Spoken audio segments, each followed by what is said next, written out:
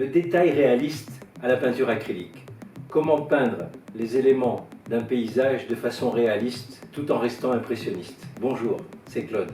Et voilà le genre de sujet qui me plaît. Une barrière faite de briquettes broc avec des structures usées par le temps et un beau contre-jour.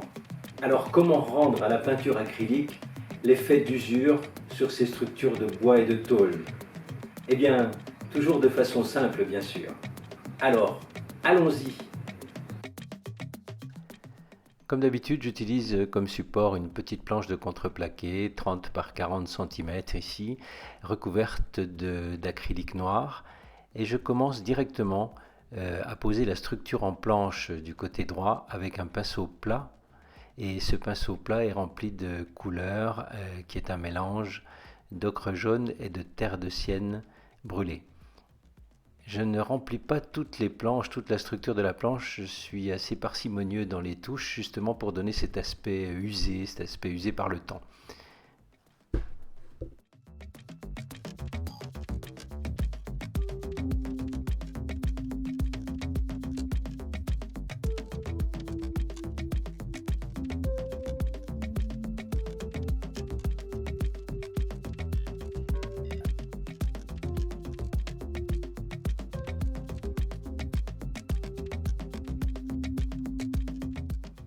Je rajoute un peu de bleu de cobalt pour cette planche qui descend sur la gauche, et je vais rajouter quelques éléments de ce bleu dans toute la structure déjà préalablement peinte, et ce qui va donner une harmonie colorée et intéressante.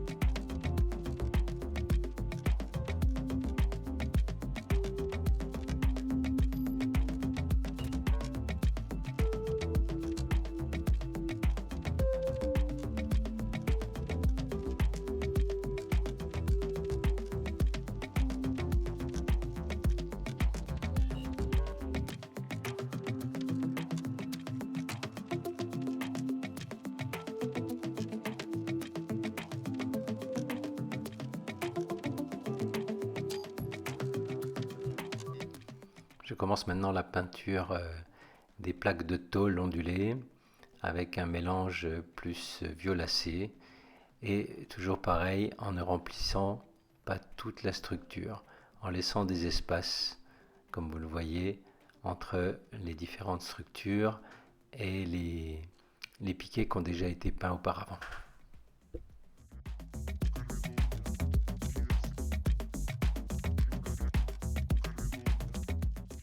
Avec le tranchant de la pointe du pinceau et un bleu plus pâle, je vais matérialiser les plis de cette tôle.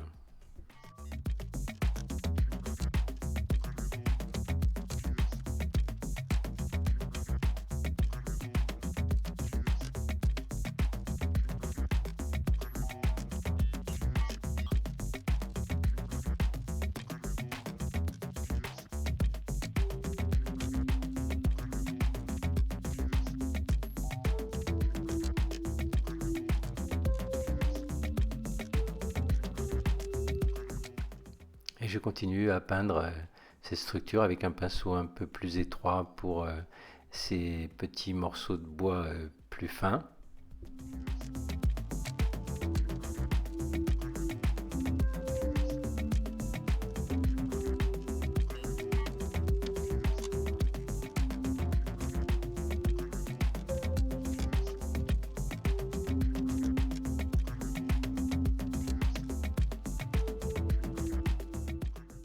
Et toujours de la variation dans les couleurs. Aucune structure n'est entièrement bleue ou entièrement sienne brûlée, mais un mélange des deux, mais un mélange par superposition et non pas par mélange sur la palette.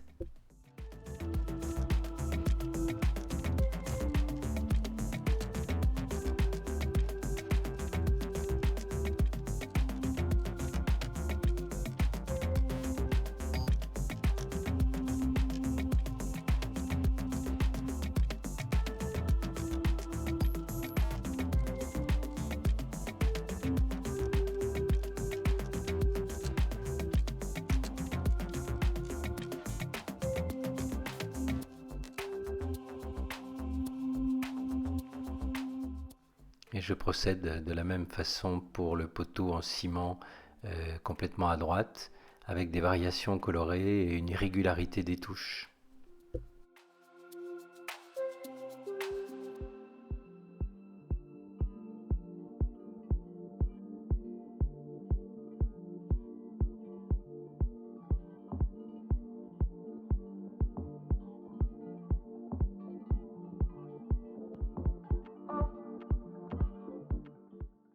Maintenant, un vert foncé pour toute l'herbe qui est dans la zone ombrée.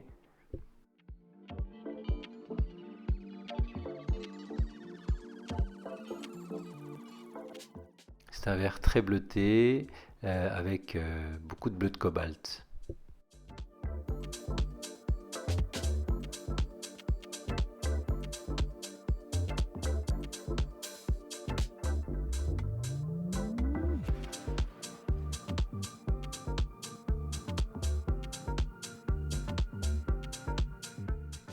Je continue cette zone à l'ombre avec des variations, vous le voyez, avec des tons plus verts, plus bleus, plus violacés par endroits.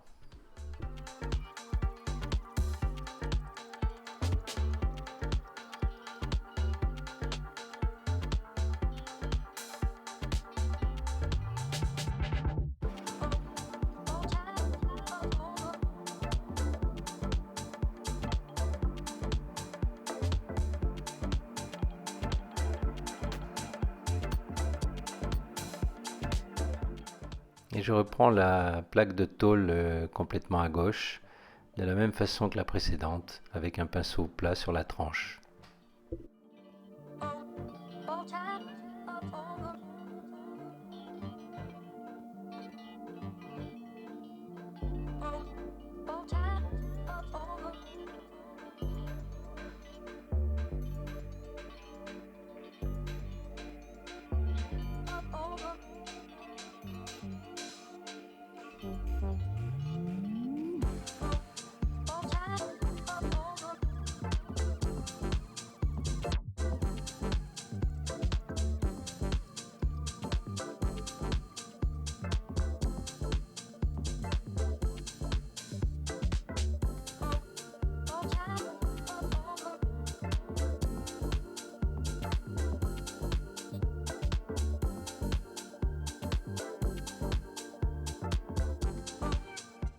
Et maintenant les feuilles de bananier avec un vert assez intense car nous sommes en contre-jour et la plupart de la structure est très foncée.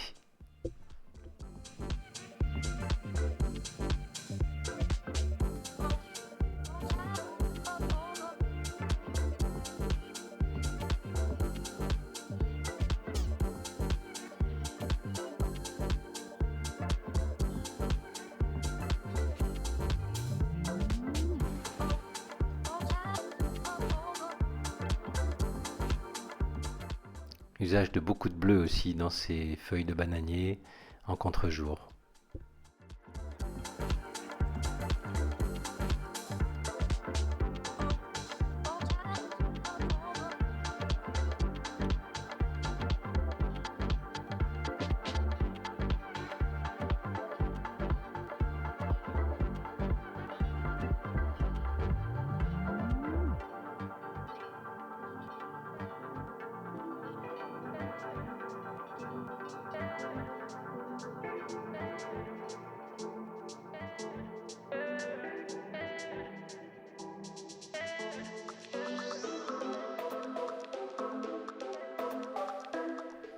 Et mise en place des zones de lumière avec un jaune-vert plus clair.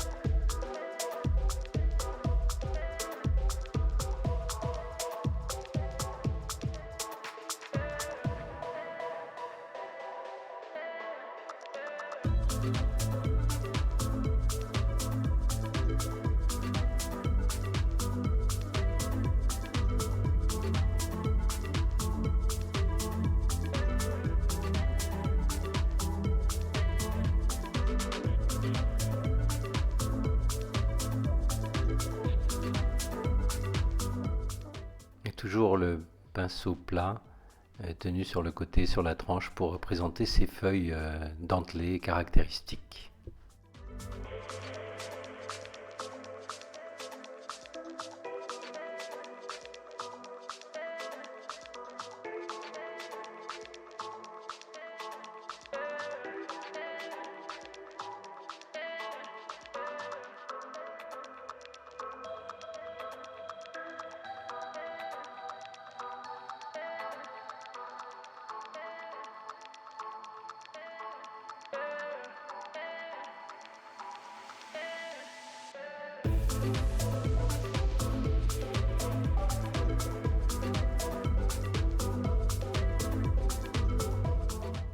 Et maintenant les buissons à gauche, toujours situés en contre-jour, donc un vert bleuté intense avec quelques touches plus orangées.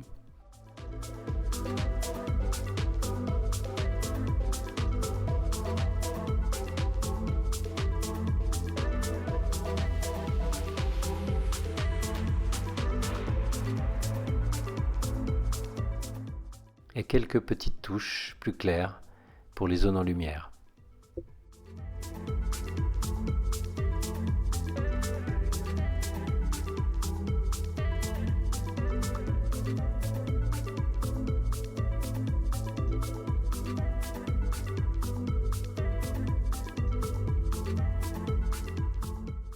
Pour les parties éclairées de ce champ, j'utilise un pinceau plat avec des bandes très colorées et très claires qui matérialisent le passage du soleil à travers toutes ces structures.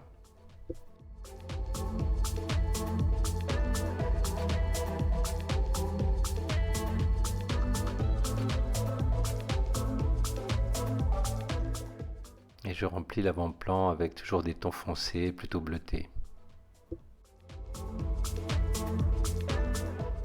Et quelques traits de lumière.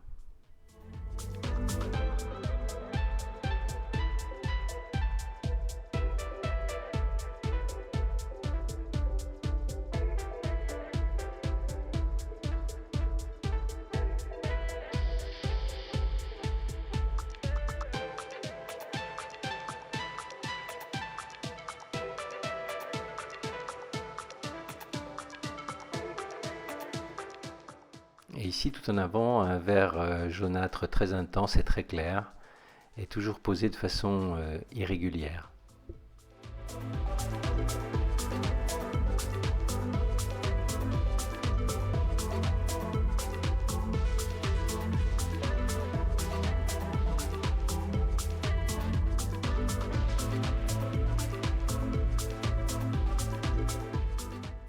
Et je rajoute un peu de couleur dans cette zone ombrée.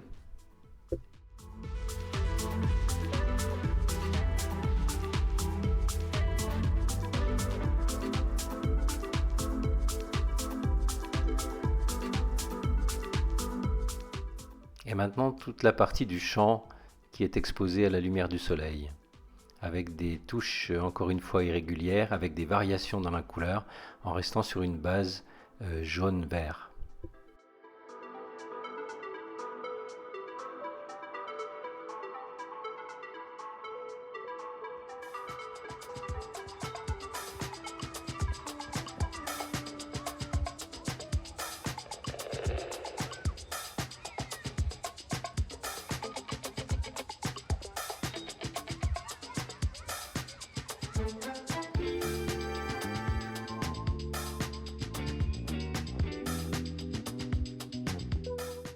Maintenant l'arrière-plan avec une petite bande de verdure, puis des buissons plus bleutés au-dessus.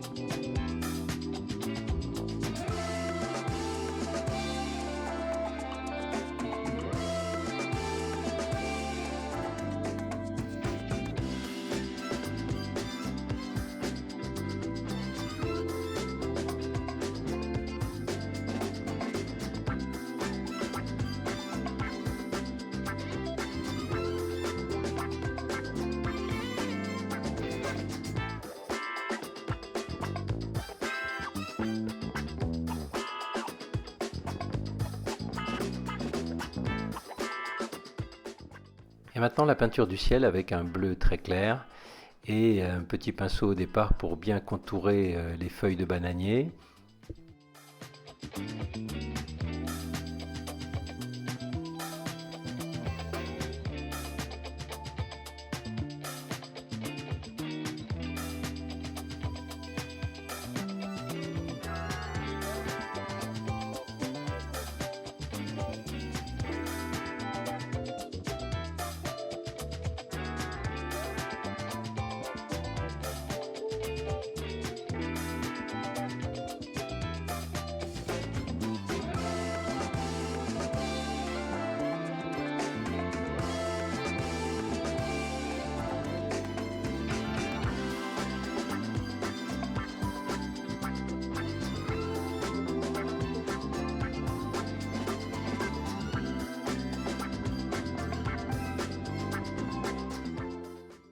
Et on va continuer ce ciel afin de remplir toute la partie haute de la peinture en préservant bien sûr ce qui a été peint. C'est toujours le même principe de la peinture négative. Vous voyez quelques taches de ciel entre les feuilles de bananier.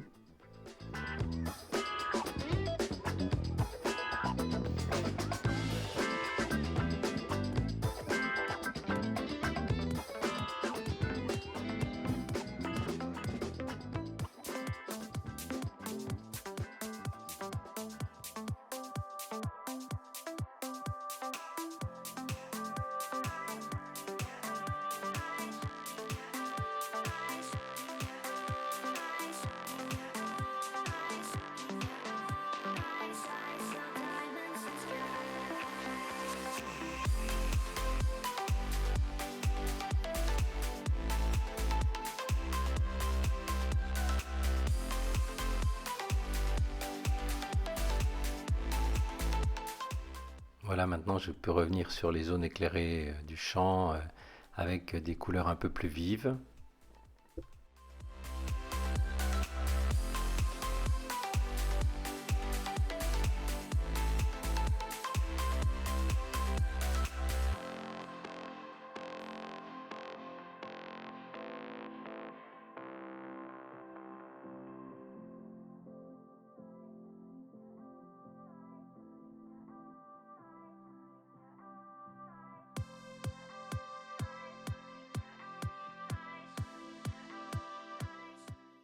Et la finition en rajoutant quelques touches plus colorées sur les feuilles de bananier et également des touches un peu plus orangées ocre sur la structure en bois.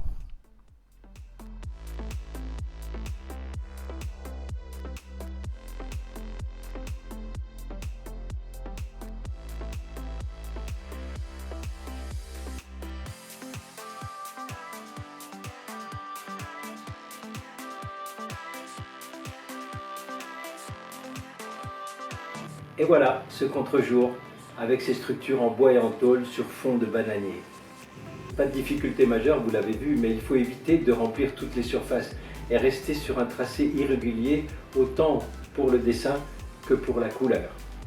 Alors j'espère que cette petite vidéo vous a plu. Songez à vous abonner et à activer la petite cloche pour ne pas rater les prochaines vidéos. Vous le savez, j'en fais plus d'une par semaine. Et comme je le dis toujours, maintenant, à vous de jouer. À vos pinceaux. Bye bye.